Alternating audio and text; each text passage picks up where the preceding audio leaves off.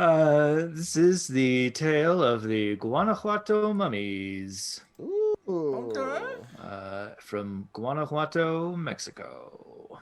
The Okay. story starts, as all stories do, with a cholera outbreak. With Oh, Keanu Reeves because the one walking book I away was from an reading. explosion. Now that was me. But how did I get here? I bet you're wondering how I got into this situation.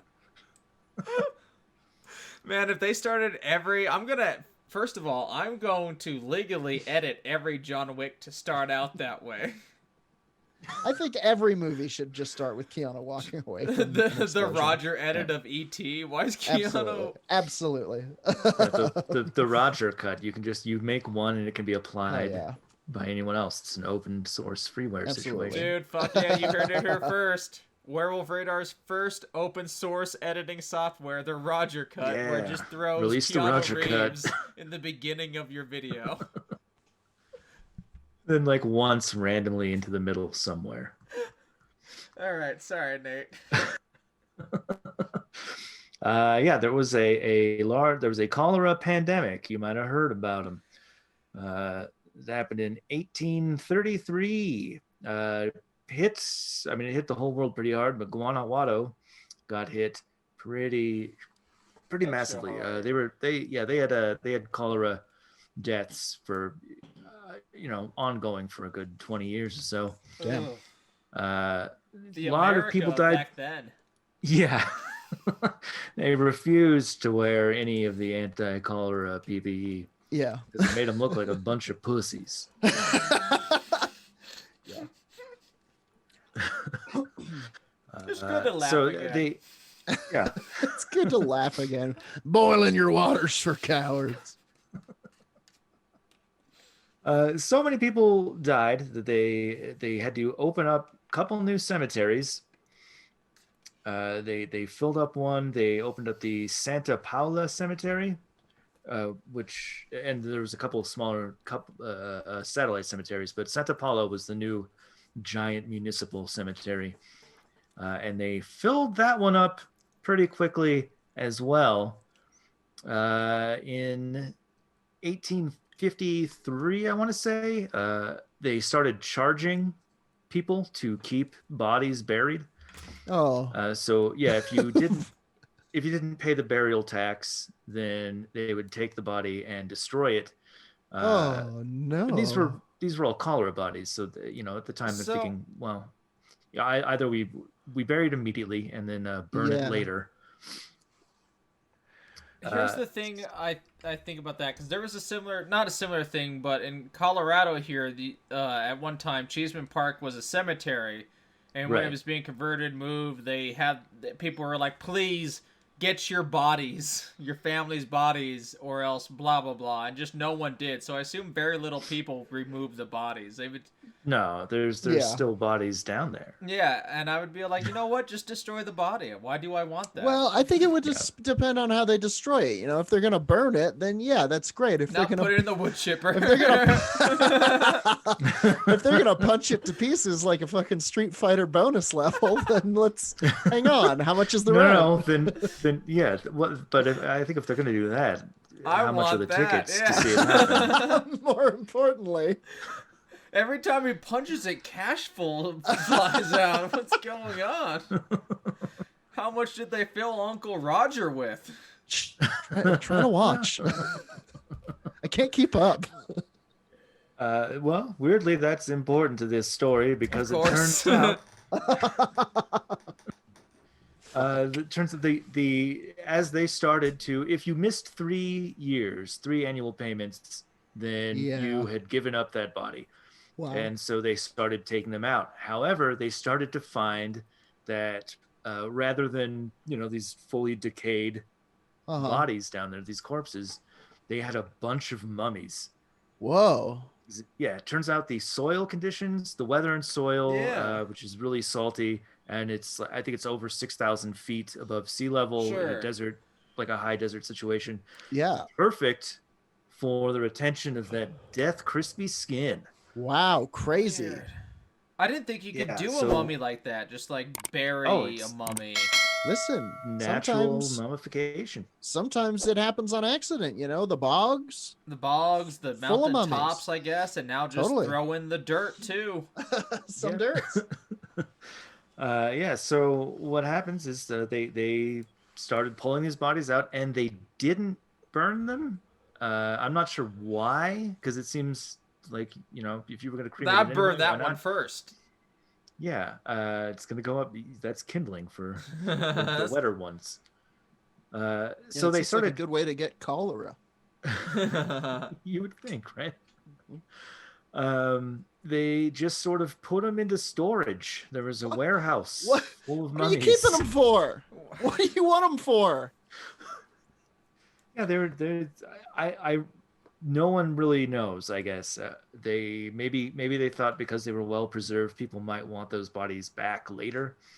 It seems also like it could be a corruption thing. Like maybe the guy digging up the bodies' brother owned a warehouse, and he's like, "My warehouse is empty." Yeah. Listen. I owe the government 30,000 skeletons by next month. Do you think you could maybe? I know you have skeletons. That was for some reason. What's the name of the dad from Arrested Development? I need 30,000 skeletons. Jeffrey Tambor. Jeffrey Tambor. I'm in over my head here. Yes, they started warehousing all of these mummies, and people kept breaking in and trying to look at them. You know, they're catching kids and adults coming in to see these things. And eventually some young entrepreneur thought, let's start charging people. I mean, good for him. If there's a need, there's a way for capitalism to ruin it.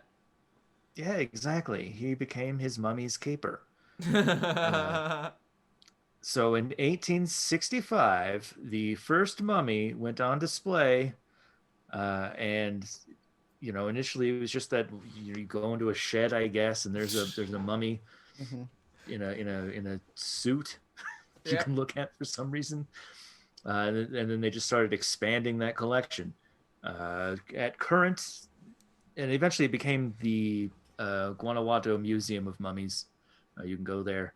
It's if you can see my background on the Zoom right now, that is a picture of a hallway full of mummies. Jesus. In Guanajuato. Weird. I'm not weird. I mean, good for their cultural history to be like, this is something that happened, and we have it. We're not hiding from it. We're not proud of it, but this is neat, huh? Yeah, totally. Yeah. Honestly, like if you found out that if we found out that hey, everybody that we bury in Colorado, I don't know why I picked that. It's not like we're all there, you know. It's just a random. It's just a good place to bury stuff. Yeah. Think about it. Think about burying your stuff. Everyone we bury in Colorado turns into dragon glass. We'd be like, hell yeah, come check out the Dragon Glass Museum. Yep. Look at all these fools. Look at that one. He looks like he's smiling, huh? Look, that one's waving. Wave to the mummy. Yeah. Wave to the mummy. Wave to the mummy. Blow him kisses. So yeah, there's currently around 117 mummies on display in a catacomb beneath the cemetery itself. Cool. That's fucking grisly and weird and science and cool. It is awesome. Yeah. Yeah, you can go there if you're in Guanajuato. It's a big tourist thing. I think I think it's something like 600,000 visitors a year or something. Tourism is the second biggest income for the city after property taxes or something. Number one, screams from seeing a mummy. They just fly out. You can't stop from exporting them. Watch Monsters Inc. It all makes sense. There is a pretty rad quote from Ray Bradbury. Of course. It says, in the introduction to Stories by Ray Bradbury, he wrote the following about his story that was inspired by going to this Museum of Mummies. The experience so wounded and terrified me, I could hardly wait to flee Mexico. I had nightmares about dying and having to remain in the halls of the dead with those propped and wired bodies. In order to purge my terror, instantly I wrote the next in line. One of the few times that an experience yielded results almost on the spot. So, man, Ray Bradbury must have been cool to hang out with. Screams are a big part of this. Totally. Yeah, it's huge. Originally, it was just they just kept them like behind rope, and when it was a small little thing, and people kept they kept breaking mummy parts off. Sure, I would want a mummy finger. Wrap that around my lady's neck. Ugh. In a necklace. Sorry, that was weird. Yeah, you meant yeah, okay, not like as like like an idle hand situation where the mummy's hands are now strangling those I love. Sure. Well, I mean, maybe it could be a fashion statement. It's kind of like the new mink stole. It's just like a mummy's arm. Just a mummy's arm. Yeah. You throw over your shoulders. Oh man, can you imagine that? I just keep seeing that scene from Ghostbusters 2 when all of the mink. Oh yeah, man, weird. I love it. That always makes me laugh. Yeah. Just imagine it's a mummy arm suddenly clenched around your own throat. It's a mummy arm. Mummies want to do cool stuff. Mummy, you go have a martini with it. People let me tell you about my best friend. He's a 5,000-year-old prince, and he lives again. The mummies are fucking terrifying, though. If you Google image Guanajuato mummies, they're pretty terrifying. They all look like they're trapped in a screaming pain. Oh no! Except for one who's way too happy. Yep. There's one who is smiling. Oh no! Yeah, he's the mummy of the town clown. Definitely not the murderer here. Crazy. They definitely do all look like, oh yikes, this is scary. Yeah, they're real creepy. Just a thing in the wiki. Due to the demands of the epidemic, more cemeteries had to be opened. Many of the bodies buried immediately to control the spread of the disease. It's thought in some cases the dying may have been buried alive by accident, resulting in horrific facial expressions. Oh no. However, perceived facial expressions are most often the result of post-mortem processes. Yeah. However, there is one lady who definitely did get buried alive. There's a whole bunch of mummies I'm going to tell you about right now. One of them, Ignacia Aguilar. Ignacia had a heart condition which caused her heart to slow to the point that she appeared dead. During one of her spells, her family believed that she had died. Oh this no! Being during cholera season, everybody's passing. Oh no! What's her name? Ignacia Aguilar. Ignacia, no! In the rush to contain the cholera, they buried her. When she was disinterred, she was found turned over in the coffin, as if trying to push it open with her back. Her arms were lifted above her head. She appeared to have bitten her arm, and blood was found in her mouth. Crazy. See, that's why I'm being buried or cremated with a bell. I think I'm gonna go for full mummification, just like seated mummification. Put me in the living room, and just wait for nature to take its course. Keep it dry.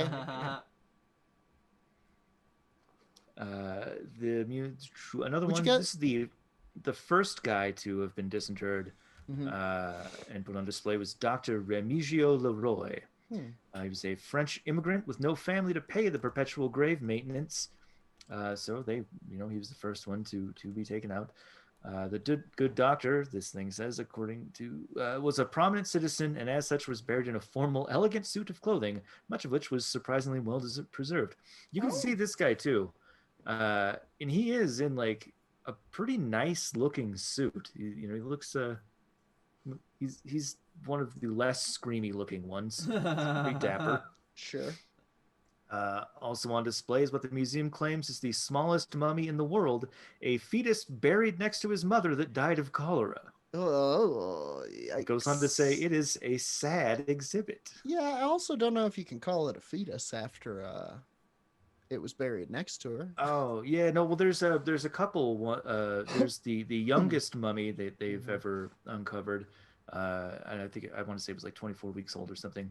That one is in there. And then there is a fetus and there is a woman that is not connected to it, but she has her placenta still connected. Yikes. And they don't know if that fetus came from that lady. Anyway, there's a couple screaming Crazy. fetuses. She died during childbirth. That's wild. Man, I see all sorts of archaeology documentaries and stuff, and no one ever talks about this in any of them. To where, like, you're just not finding mummies and bones, but you're like, I got the placenta, but it's not matching this fetus mummy. I just want to jam these puzzle pieces together and solve this mystery, but they're not fitting. There's a different website of a woman's trip recollection, which is she's talking about, or she's quoting the guy who's guiding this tour. He tells of the virtuous baker's wife found hanging. Her brutish husband, arrested and executed for the crime, protested his innocence to the end. No one knows the truth. The only marks on the body were those of the rope. The story of the unfaithful woman buried alive fascinates everyone. That's the one we just talked about. And the most recently discovered mummy is half mummy, half bones. Ooh. Like a centaur. Yeah. My God. They never should have. They never should have made that bone mummy. They asked if they could, but they never asked if they should. Everyone said, yeah, definitely do it. You can't. Do it. That's crazy. In their glass enclosures, most of the mummies recline with a soft pillow under their heads.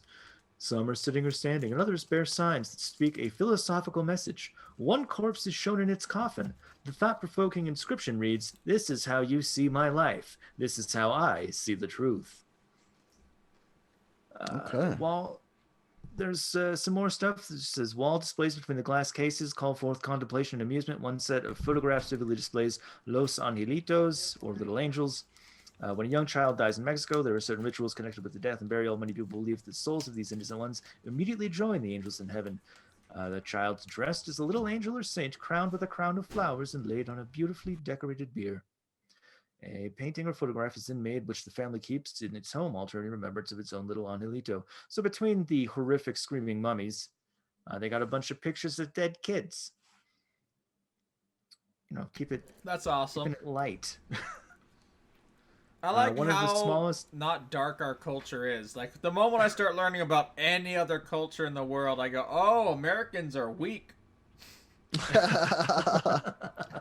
We are frightened of everything, aren't we? Yeah. Oh, sorry. Yeah. She says there's a short little child mummy dressed as Saint Martin de Porras, another mummy wearing a crown of well-preserved flowers. She goes on to say that all proceeds from admission and the sale of postcards, t-shirts, and booklets in the museum gift shop go to the city's poor children through the medium of municipal social work. That feels like that's probably not what happens, but that's what they say happens with all of that money. You can also, it's a big tourist attraction, so there's vendors all over the place. As you approach the cemetery, you can buy a bunch of fun little mummy candies that we looked at earlier. Absolutely. I learned how to make them at home if I wanted to. It's sugar. Yeah. It's butter.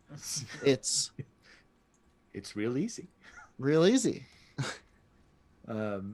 There's another spot in... this is what I wanted to talk about too. For a while ago, some mummies possibly went missing. Fucking come on. Why? Okay, yeah. Well... Mummies always getting stolen, man.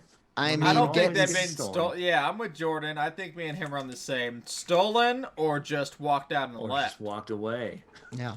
That's the thing. Oh, yeah.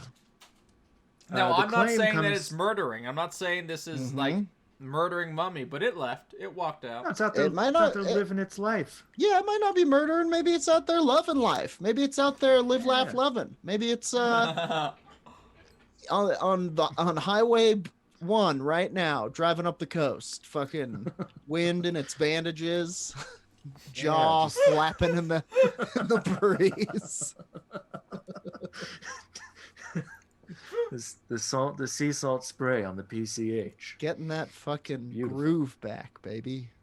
The claim comes from Paloma Reyes Lacayo, who's the museum's chief between 2018 rather. Mistrustful of its current managers, she requested an inventory, and some of the mummies did not appear on it.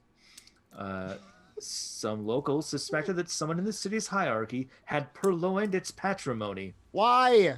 What do you want them for? Says that the decoration. That's why. Yes.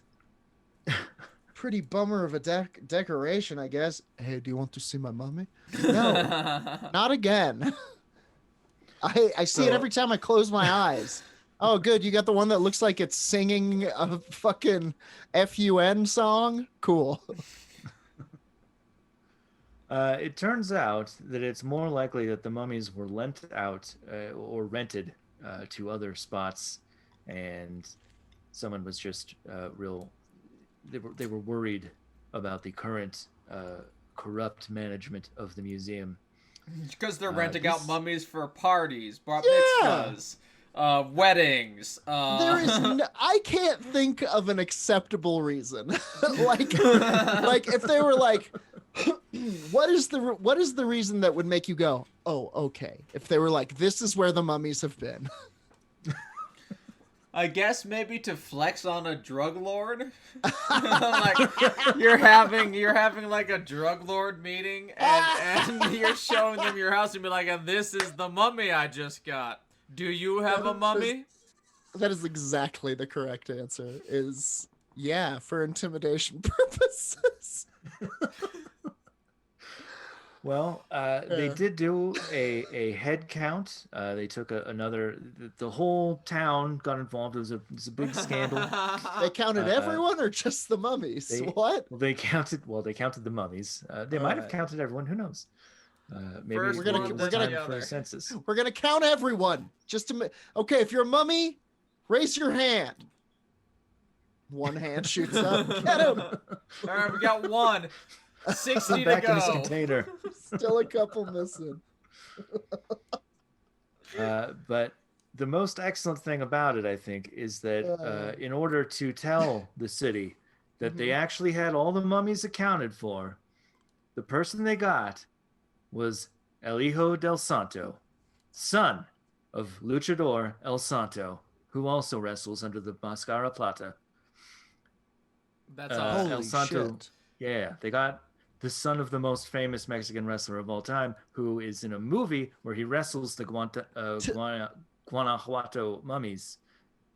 To find the mummies? Yes. Fucking incredible. So you're telling me that right now there's potentially a masked luchador out there roughing people up in the back streets of Guanajuato looking for missing mummies? Well, I'm telling you, they already found them all. And he was the guy who told the city, hey, we found him. Holy shit. Don't worry. What a wild story. I think he was the guy who took them. That's how we knew that they're all gone. Yeah. It's like, they're out of my house, so you must have them all now. I so badly want to see a TV show where, like, the son of a famous luchador is out there looking for the 6 lost mummies. Jackie Chan Adventure styles. Yeah, I mean, I would be surprised if there already isn't one somewhere next to it. Like the CMLL should be doing that if they're not already. Sure. There is, I want to touch on a couple more little things in Guanajuato that are not necessarily mummy related. One of them sort of is, there is a place called the Hacienda del Cochero, where it's a beautiful garden place. Alice Subscara has it as the peaceful gardens offer picturesque views of mountains cloaked in lush greenery. While exploring the stone paths that wind through the space, you're surrounded by leafy trees and vibrant, colorful flowers. Of course, if you head into the tunnel-like entrance below the gardens, you can find, this is the only mummy-related thing, is there's some old pictures of a beauty contest, a local beauty contest posing with the Guanajuato mummies. Nice. And that sits below this beautiful garden. in a dark maze-like network of passageways leading to a human chamber full of various torture devices. Good God. You'll easily spot items like chastity belts, cages, and guillotines within the dank space. The skeleton chained to the wall is a gruesome reminder of the events that supposedly took place within these dungeons. It was used, of course, by invading Spaniards and Spanish inquisitors. Sure. To get people to renounce their own beliefs. Can Here's you another. imagine that? Like, you're traveling to the new fucking world to try and settle it, and instead of bringing food or, like, supplies, you have to devote bring room Inquisitors. to the... Yeah, you bring in the Inquisitors shit. It's pretty insane. Here's another place in Guanajuato, the House of Laments. After his wife Costanza died in an assault, Tadeo Mejia became unhinged. In the 1890s, his delusional attempts to contact his dead spouse led to a murderous spree. Nice. It said that the groans and shrieks of Mejia's victims still echo through the mansion where his sinister deeds were carried out. You can go to this house. It's now a kitschy museum that can be toured. And it's been subject to tales of haunting by subsequent tenants. Reports of lingering wails and the cries of Mejia's victims have lent the house its descriptive name. Inside, there's dioramas depicting Mejia surrounded by skulls, chains, and implements of black magic, and a bunch of other crazy shit. That is Sweet. also just down the street from the Museum of Mummies. Dang. And on the way there, you can go through the Alley of the Kiss. Ooh! Among the many winding, claustrophobic alley thoroughfares in the Mexican city of Guanajuato, one alley stands out among all the rest for its incredible tightness and for the tragic romance said to have taken place there. According to local legend, a wealthy family lived in one of the buildings that helped create the alley, and their daughter, whose bedroom window looked out onto the alley, fell in love with a young man from the wrong side of the tracks. The young man rented out the room in the building across from hers with a window that was directly across from her own as well. They would secretly meet and kiss across the tiny alley. Hilarious. Unfortunately, the girl's father found out and in a fit of rage stabbed her to death. Most Less accounts of the story hilarious. end there. But some go a bit further, saying the young man then threw himself to his death in the alley below. Good God. Anyway, there's a gift shop in what's said to be the girl's old room, and you can go and hang love locks from the balcony bars. No. But many people simply stroll through the narrow alley, stopping for a kiss. What I'm saying is we've got to get to Guanajuato. It's a paranormal hotspot. This is a paranormal. This is Truly, the crux of the ley fuck. lines. Seriously, Guanajuato seems to be like the fucking place where it's happening. Maybe that's why everybody that they put into the ground comes out as a mummy, because it's haunted. Like, your soul just immediately leaves. You get flash mummied. Yeah. You got flash mummy a person in less than 30 years. That desert. But yeah, that's the segment I'm going to call "Mums in the Time of Cholera." Nice. Get thee to Guanajuato. I mean, we should. Let's spend some of the Werewolf Radar fortune when we're able to travel again, and let's head to Guadalajara and just live life with the ghosts. Let's do it. Let's find some of those missing mummies and have ourselves a missing mummy weekend, Well, let's get our own ghouls back. I mean, it seems like between us, Jordan, you've got the recipe for monster candy. That's true. Roger and I have these insane books. Yeah. We can probably start a gift shop. Yeah, and just that's say true. some crazy shit happened there. I mean, I don't want to run afoul of the son of a luchador. That's a good way to get thrown into a volcano. It's not one of the best We have ways. our own luchadors. Shit, We do, Professor though. Monstra. That's my luchador name. I think it means Professor Monster. Good enough. Mine is also somewhere where we could go to be spooked. My segment doesn't involve. Before you start your segment, Yes. can I just? I wanted to interject a little factoid about the Nimeragar that I forgot to tell you guys. Hit us with it. The word Nimeragar means people eaters. Oh. They love to eat people. Anyway, carry on. Man, people are delicious. Go on. So this story that I found is from the Liverpool Echo. Called To Serve Man. Called To Serve a Man. Named Kyle. Kyle. To me, Roger. And this is written by Charlotte Hayfield and Bethany Shufflebotham. And it's a spooky sighting at Alton Towers, from ghost children to a chained oak tree. All right. Did they see a Bobby, I guess it would be, try to chase the ghost kid? No, not this time. Not this time. Alton Towers, and this is the sub headline. Alton Towers is an amusement park by day, but a ghostly playground by night. Nice. Alton that Towers. Sounds dope as fuck. Right? That sounds like the description of a swingers club. Alton Towers. I mean, that would be fun. A paranormal-based swingers club. Yeah, it'd be fun until it's not. Till no one's sexually aroused because of the horror. Yeah, or until, nobody's sexually aroused because you're not a monster, and all of a sudden your lady's off with some hot werewolf. And you're sitting in the corner, just scared. Just scared, twiddling my thumbs, which is what I do when I'm scared. It's not what happened, but we are in a throuple with a werewolf. Alton Towers is one of the most popular tourist attractions in the UK that's guaranteed to be a fun day out for the whole family. Pre-COVID, 2.5 million visitors would flock to the theme park each year on average. But many people, it sounds like it could compete with Disney World. Many people, I don't know how many people Disney World gets. I assume 2.5 million's a lot. Yeah, there's a few of them every day. There's at least 6 every day. I wonder what the least people Disneyland has ever had is. Right. I wonder if there was a day where it was just like one guy who saved up for fucking like a year and a half. He's a lonely guy who's like, I know where I'll go where it's impossible to be lonely. Well, there was that one guy who tried to spend quarantine hidden away in Disney World. Whoa, sweet. Genius. Love it. How far did he get? Yeah, what happened? Several weeks. Nice. Good for him. Before anyone noticed. Good Nice. for him. Where was he living? Walt's old apartment.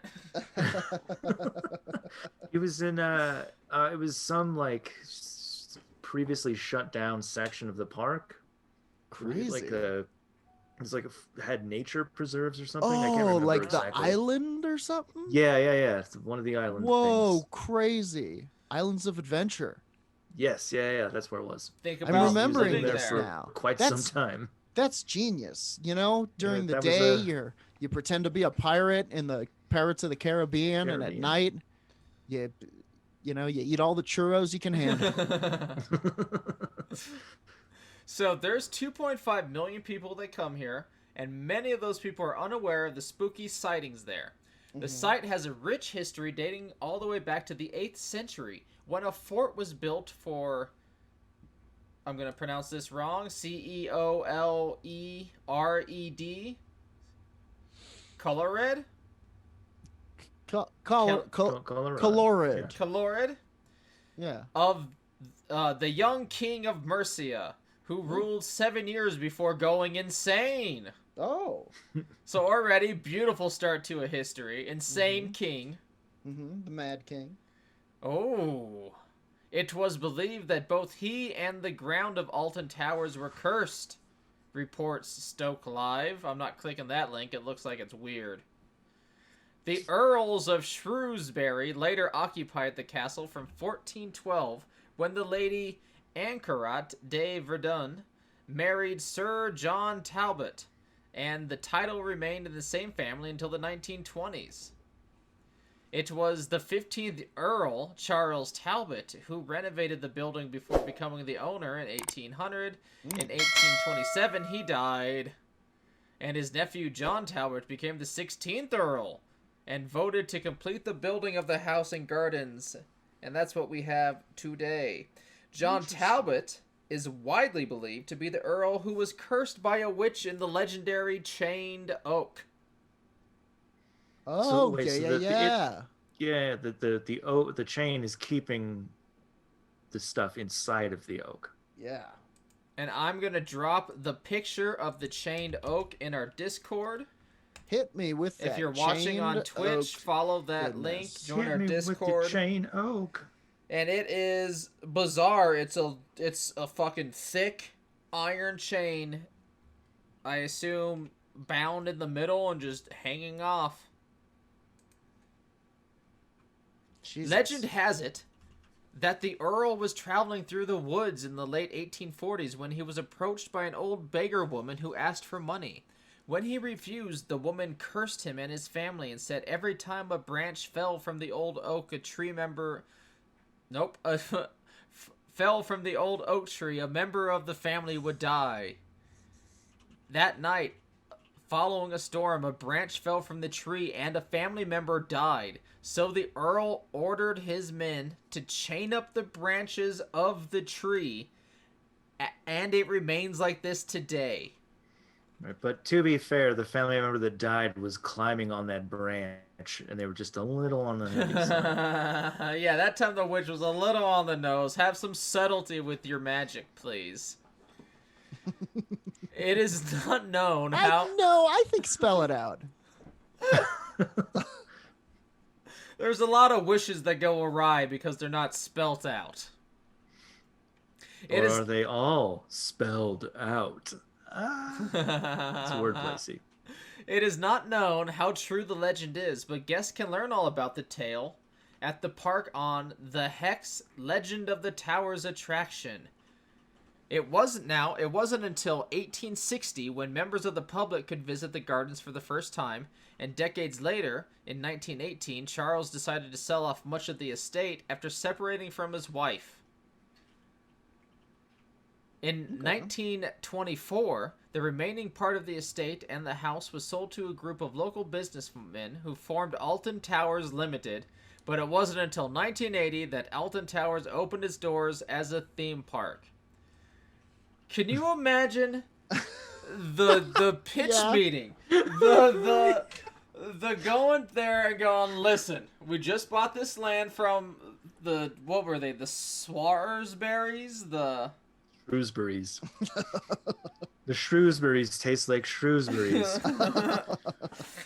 Yeah, I can imagine the pitch. There's an animatronic witch. There's an oak ride. I want to bring to life all of the history of this land. The witch, the tree. Everybody wants to know about it. The people need to know. The Mad King. The Mad King, by God, the Mad King. Mad King is an amazing roller coaster. The whole thing is upside down. You pray for a loop-de-loop so you can spend 2.5 seconds the right side up on the Mad King. So, sightings, we have ghost soldiers and a large black dog. Yikes. Black dog's bad news. Black dog means somebody gonna die. Yes. Yeah, is it more of a Celtic legend, the black dog? Like, it's a Celtic myth that a black dog is a portent of doom for the most part? They have a bunch of, basically every part of the British Isles will have a different name for this black dog that they call like Black Shuck or Black, the Black Corrie, I think. It's a beautiful remnant of a pagan time before Christianity in the Celtic lands. Yeah. Those they call it. It portends doom, and it appears in Harry Potter too. I think they call it the Grim. Those waiting for... I haven't actually read Harry Potter except for part of the first book, and let me tell you, it's not for me. Yeah. It's too much fanciness and wonderfulness. Too fancy. Too wonderful. Roger likes his wizards dirty, living under an underpass, trying to concoct spells out of stuff that stole from Joanne Fabric. Stephen King's Warlock. Fuck yeah. Those waiting for the Hex ride have also claimed seeing ghost children playing, as well as being hit with small stones. Oh, by the way, there's a Hex ride. Yeah. They lean pretty heavy into the history. In 2016, a woman named Sharon Kearns 46, visited the theme park for a ghost walk joined by mediums and TV show Most Haunted's Brian Shepard. You might have seen that show. If you're a listener, you probably care to know about the show. Check out the UK's Most Haunted. It's a pretty crazy show, and they have fun. Yeah, Most Haunted rules. I feel like we've probably referenced it before. That and The Dead Files. Those are the two shows for us. And some others. And the group were shocked when they spotted what they believe is an eerie figure of one of Sharon's photos from the evening. Where am I? I scroll down. People speculated that this image could be a sighting of a woman who cursed the theme park hundreds of years ago, as there have been numerous ghost sightings around the park. So now I'm just picturing some lady getting kicked out because she's too drunk. Like, you gotta fucking kick me out! And she's spitting. Sure. Like, bleeding all over the grounds. I kick you out! Yeah. I'm trying to find the image with the ghost witch on the article. I'll if I find it, I'll post it up on the Discord. Like I said already, join our Discord. It has images for you to be spooked by. Images that you can, if you're a Patreon, you can come into the Dark Council recordings. You can join the Zoom, and then you can see those pictures that we pop up live. We're doing it. We're in all different mediums these days, guys. 6 at least. Yeah. We're streaming. We're streaming in multi dimensions. We're getting the word out. So to wrap up this fun, as we are over that hour limit, Alton Towers definitely haunted. There's been multiple ghost hunts there, all having various experiences or evidence. During the 60s and 70s, someone's otherwise sane, and this is a quote, otherwise sane and somewhat skeptical family witnessed regular paranormal activity in the shop. The poltergeist, which they believed to be a woman, as a staff claimed to have seen her, became so active that my family went to great lengths to investigate. The family sealed doors and windows, even began sleeping in the towers themselves to try to catch a glimpse of her. Wow. Right? It all started fairly gentle, with Granny noticing a line of ducks which she could have sworn were facing one way when she priced up the night before, were then facing the other. I don't know if that sentence made sense, but I read it word for word. Oh. It made sense. Yeah, the ducks changed direction. Yeah, overall, the ducks changed direction after they were priced. Right. She brushed it off, and then it happened again and again, and then it got scary. Yeah. And this is totally something that I've been doing with my new place. Like, every time we go there to fix something, just making sure everything was left somewhat in the same order of things. You chalking all of your leftovers? All of our chalk. We're chalking everything, man. That's how you know it doesn't move. It's the only possible way. One morning, a few weeks later, she unlocked the huge front doors and was faced with hundreds of those little green soldiers, which have all been packed away and sealed in boxes behind the toy department, scattered across the floor. You might remember similar tales of a Toys R Us having experiences like this too in California. All the soldiers who were brandishing weapons were lying on their front or their backs, presumably dead, whilst every single one of the others, all those without weapons, were still standing. Crazy. The woman claimed they were all strategically placed to stage this bizarre war scene, as though the ghoul was playing with them. Perhaps Warhammer. Sure. And that's the article. There's another quote. Alton Towers is an amusement park by day, but ghostly playground by night. Poltergeist, twisted jewelry, flying books, and the chained oak. Fucking crazy. Wow. Honestly, if anything, I think we've given ourselves a number of places that we have to go right away. And if you're in the area, we know we're worldwide now. We see you listening up there in Siberia. We see you. We can see inside your ears when you put your earbuds in. If you It's true, have there's a ghostly camera in there. experience, send a picture, get some footage, send it to us. We'll talk about it. We'll not critique it, but we'll talk about it honestly and be spooked more than likely. Please, my hairs absolutely. are always rised. Get riz. Get your hair riz. Get your hair rizzed with some spooks. Exactly. Send them to us. We'll talk about them. Hell yeah. Please. We like we said, we're dipping into all dimensions of social media these days. So drop us a line. Tell us your spooky story. We love to tell listener stories, and Listen we love to just the December episodes for those. We'd love to just freaking engage you guys. Another way that you can engage with us is freaking Tuesdays, or is it Mondays? It's Mondays on Twitch. Tuesdays. Mondays at 2 p.m. on twitch.tv/werewolf_radar. You can see us playing spooky games. We've been playing Valheim. I don't know what we're playing tomorrow. I'm down for some Valheim. If you guys have Valheim, we could kill a dragon, or we could get back into a spooky game. We got lots of options. Let us know what you want to see us play on our Twitter. That's where we're most active as well. Monday, today, the day this releases. Yes. And every day. And every other day as well. Hit us up on our Patreon too. If you really like what we do, think about supporting us. Throw $1 or $2. You get all sorts of paranormal rewards. If you donate 666 American dollars to the cause, you get a paranormal mini print drawn by one Jordan Doll. That's true, and it's $6.66, not 666. Yeah. Donate 666, please. But if you want to give us that, 666 of anything, really, I will also draw you something. I promise. But for the $6.66 ones, we do have an awesome Jordan Doll exclusive print being sent out this month for some patrons. Yeah. Think about it. Check it out. Werewolf Radar or patreon.com/Werewolf Radar. Wow. And, a lot of that money goes toward a charity every month. It does. We take the hosting fees. We take some fees for producing merchandise, and the rest goes, like he said, to causes that deserve the money and do a lot better with the money than we would, because we would buy bubble gum.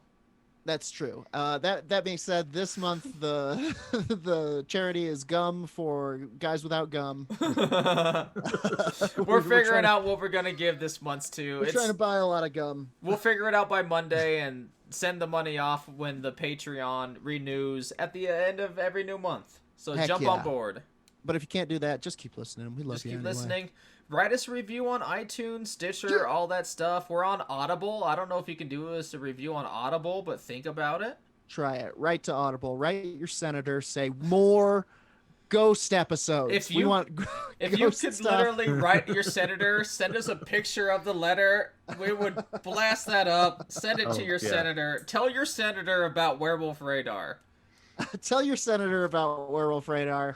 And I think that's going to do it for this week's episode. So, shout out to Chuck from Snappy Little Numbers for our intro and outro song. And shout out to you, the listener. And shout out to Adam P., Dark Council member, for coming and kicking it in the Zoom. What?